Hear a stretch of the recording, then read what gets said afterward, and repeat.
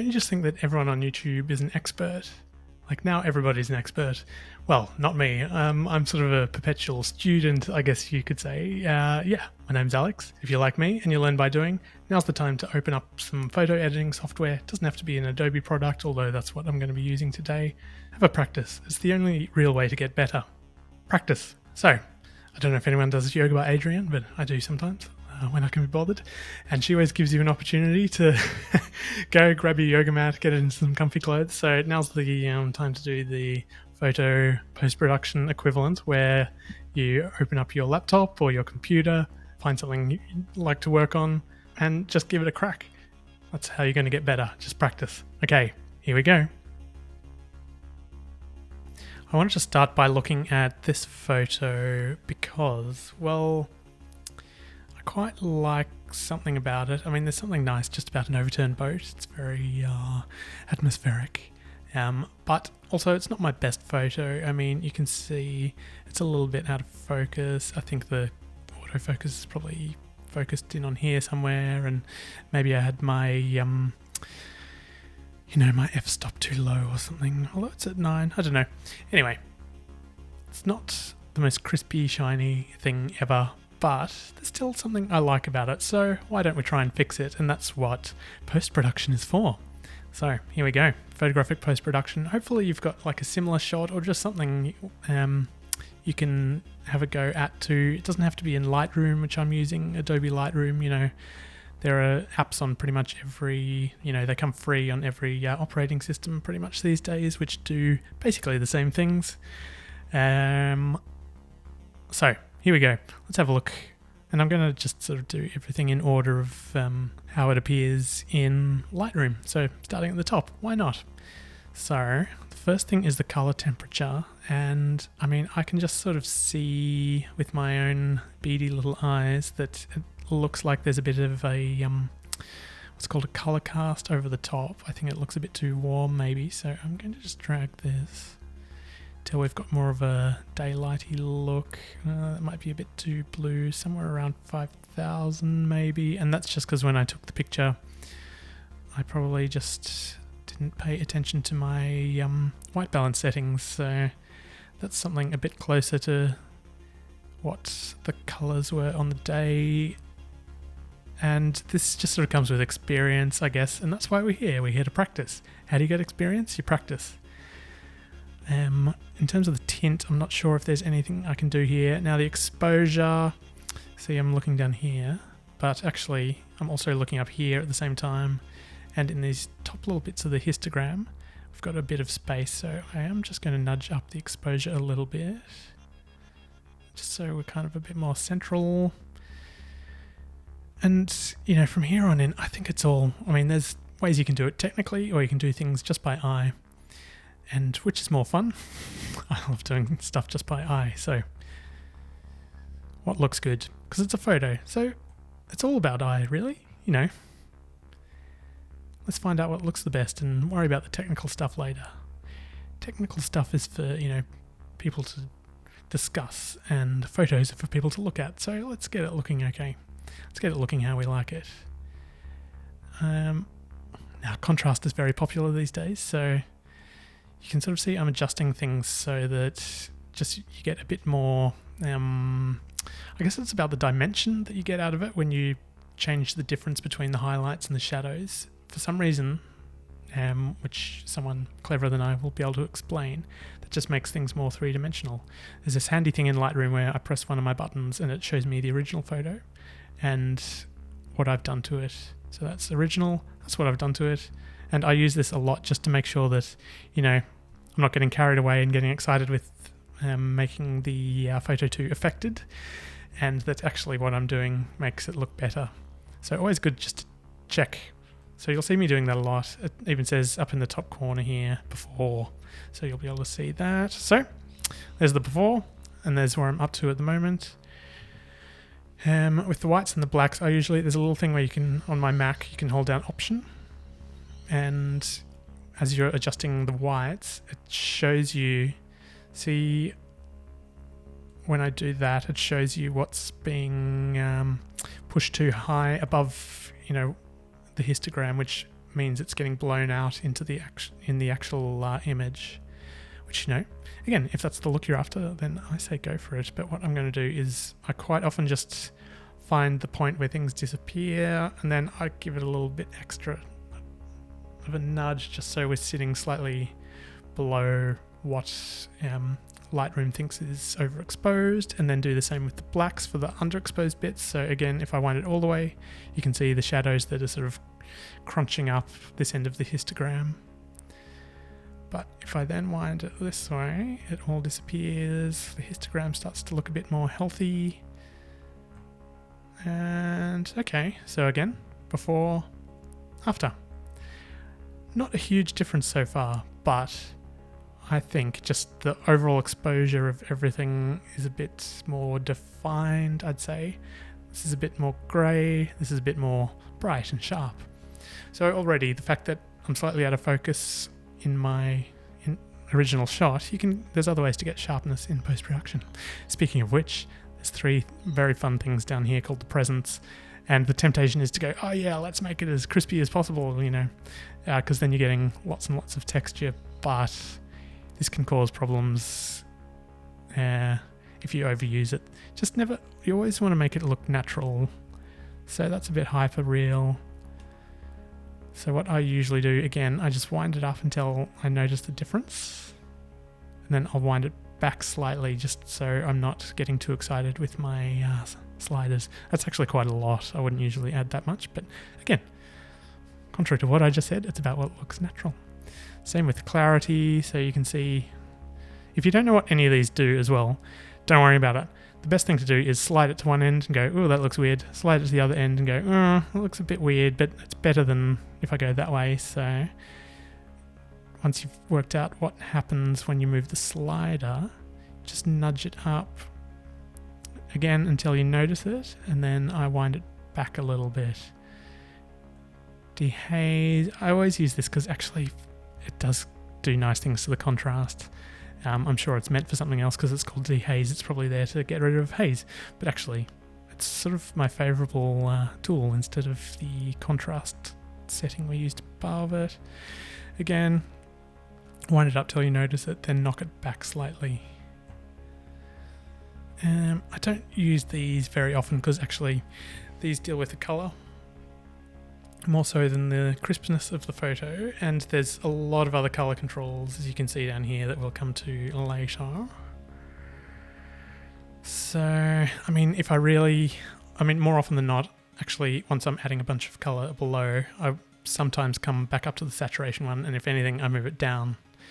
But for now, I'm going to leave those alone.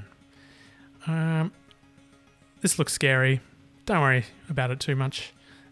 Quite often people do this whole S-curve thing here. You might even... Yeah, let's not worry about that for today. It's one of those things that it's a bit fancy and it sounds like you know what you're talking about if you use it. But actually, just use your eyeballs. So let's ignore that one for now.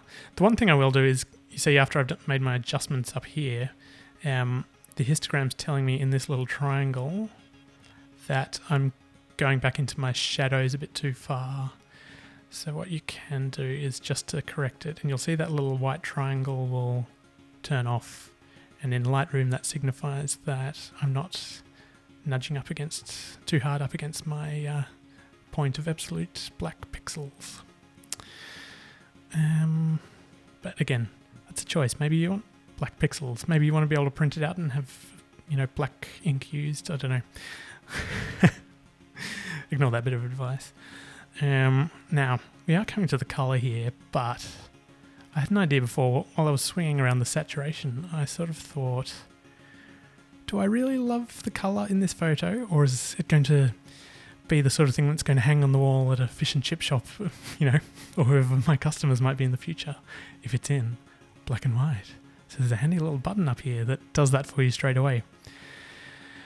And yeah, look, usually I'd probably go and readjust all these now that we're in black and white. I feel like black and white loves contrast even more than colour does, so I probably am going to nudge that up a little bit more. and then you'll see my triangle up here now is telling me I'm going too far into my highlights. So let's fix that down here. And already I think we're actually getting quite a nice little image going. I mean, it feels quite nice and crunchy and sharp. Maybe I'll have another play with my textures, because I think the nice thing about black and white is when there's really nice kind of crunchy textured bits, and that's what you really want to go for. Oh yeah, look at that. So already, let's do our before and after again. That's the before, that's the after. I think that already makes it much more interesting. Something about the way it's been painted, it just sort of makes it look a bit more like, it was painted back in the 90s and nothing's been done about it. So it's a bit sort of depressing maybe, but with that, it sort of makes it a bit more timeless. It doesn't make it look so like recently abandoned. It makes it more look like something a bit old worldly. I don't know. You can read into it what you want. It's art after all.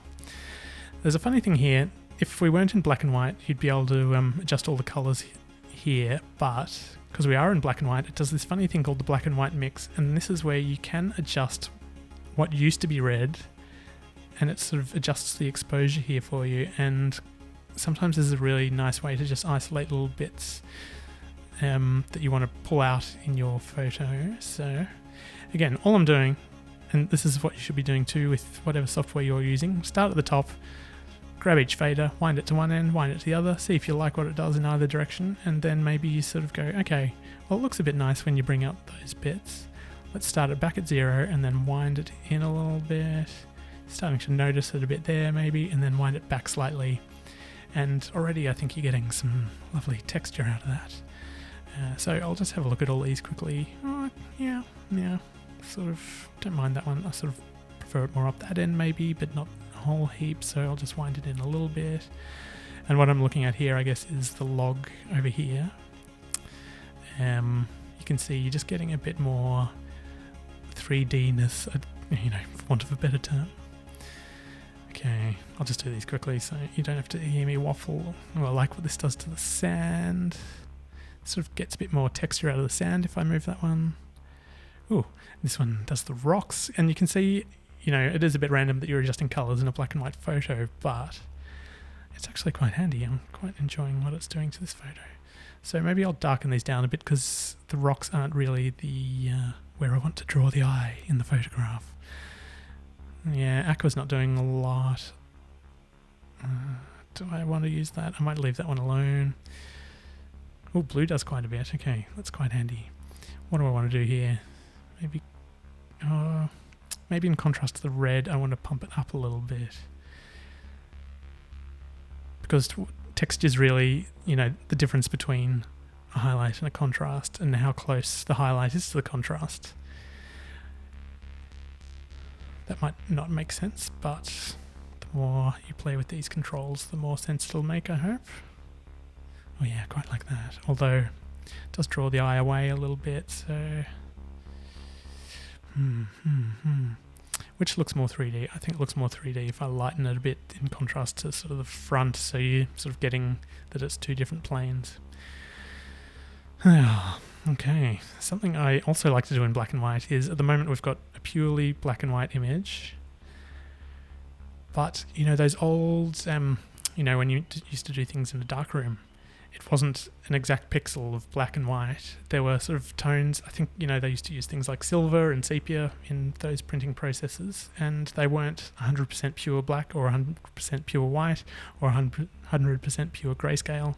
There were little bits of tones in them, so why not get back to that old way of doing things, but add it in digitally. So I'm just adjusting my shadows here, and these little things adjust the colours of the shadows on this one, then the mid-tones up here, and the highlights, as you can see. And again, what I like to do is just wind them up as much as possible and then try and find a colour I like. I think that blue's working really nicely. And then this little thing decreases the intensity of that blue, saturation, and again wind it in until you can notice it, and then wind it back a tiny bit. So that's without the blue, that's with the blue. Still looks to the eye like a black and white image, but there's some depth to the colour. And then I usually start with the shadows, and then I'll move on to one of these two and see which works best in the photo, and Generally I'll try and go for something that completely contrasts the blue, and luckily it's a colour wheel, so whatever's on the opposite side of the colour wheel tells us what is a contrasting colour. Looks a bit too yellow, so maybe let's try like something a bit more greeny, because again we're just trying to give it an oldie worldy feel without bringing it too far out of the black and white realm, even though technically it's no longer black and white anymore. Maybe it works better on the highlights and that sort of colour.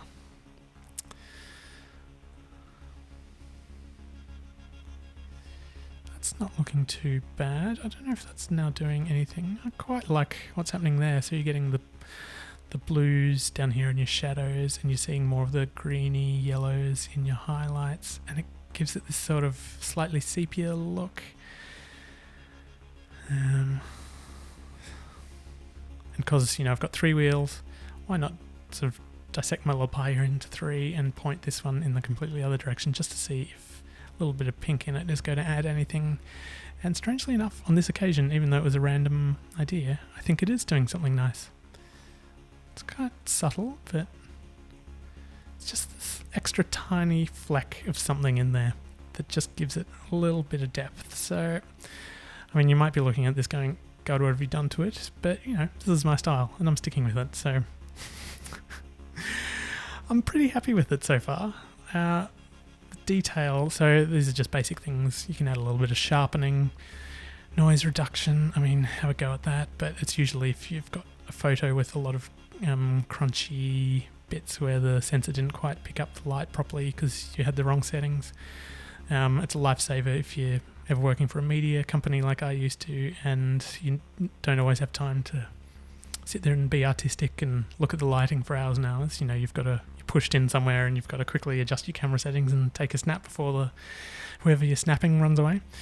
So I've used that a bit in that kind of situation, but for something like this, I think I'd leave it alone. And the lens correction I've started to use a bit more. What it does, it's, as long as there's a profile in whatever program you're using, and some kind of thing that recognizes what camera you're using and what lens you've taken this particular photo with, you can just usually click this and it compensates for whatever your lens sort of does wrong, quote unquote. In this case, I'll toggle it on and off a bit. You can just see the edges move slightly. They get a bit lighter. That's basically because, lenses are round and photographs are rectangular. You're getting just a bit of, warping at the sides there, which there are technical names for that I've forgotten. Distortion and vignetting, that could be it. Vignetting is sort of the light and dark, and distortion is the shape, if that makes sense. But I'll leave those alone because, luckily, this particular lens, and if you do your research, it's a very cheap lens I've used to create this photo. I think it cost me $150 or something. It's all made of plastic. Does not a bad job. Luckily all this software just does those corrections for you because it knows what that lens is. I hope that makes sense. We're not too far away from this being finished.